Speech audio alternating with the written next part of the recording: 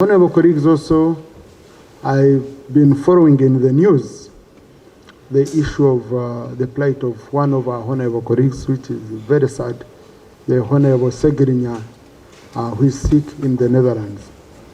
It's very, very sad that our colleague is in such a situation. We pray for him, and as Parliament, we shall play our role following the clear law.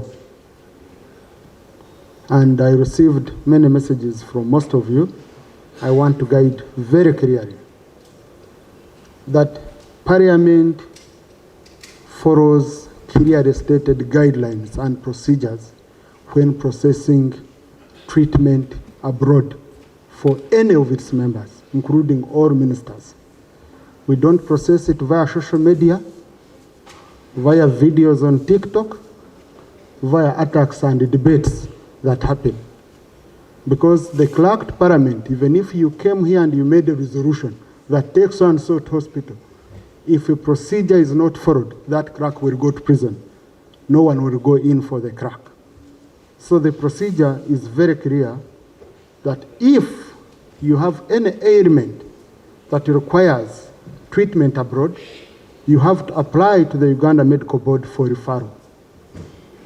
The referring doctor, after confirming that the ailment or procedure to be performed to relieve the condition of the patient cannot be performed in Uganda, fills out the medical board referral form and secures 2 other signatures of senior colleagues to demonstrate consensus that indeed the diagnosis is factual and the condition cannot be managed in country, either due to capacity deficiency or equipment deficiency.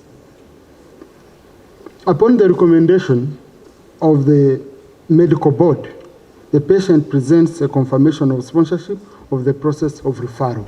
Now that's when you come to Parliament and we confirm that indeed as Parliament we are ready to meet the costs of referral.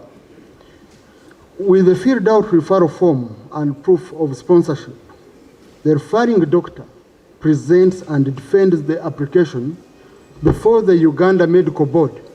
That is a team of 12 senior specialists, senior consultants. Upon approval of the board, then the patient is issued with a referral letter from the Director General of Health Services, and the Office of the Minister of Health issues communication to the Office of the Prime Minister for processing or Parliament of foreign currency and processing of the referral.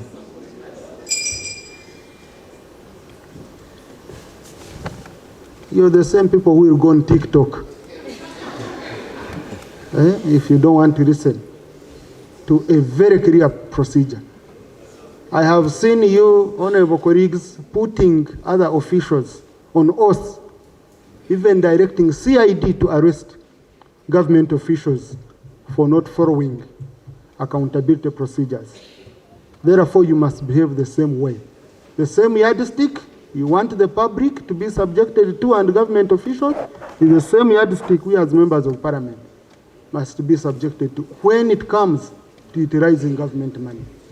So you must, whether you love it or not, I'm not here to convey good news or bad news. I'm here to convey what is written. And because most of you have not been following it seriously. And honorable colleagues, we have received cases whereby some of you complain that the medical board has not processed your issues, has not given it attention. As presiding officers, we have tried to reach out to the medical board and the minister, who has helped on several occasions. But on some occasions, including ministers, they have been denied the treatment abroad because the specialists here say, no, we know you can do it.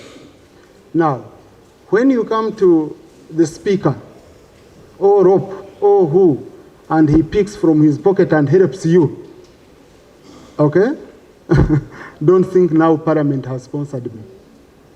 Kindly, I wanted this to go out clearly to all members of Parliament. If you have any issue and you don't know about procedure, approach the office of the clerk, who will guide you on how the procedure is done.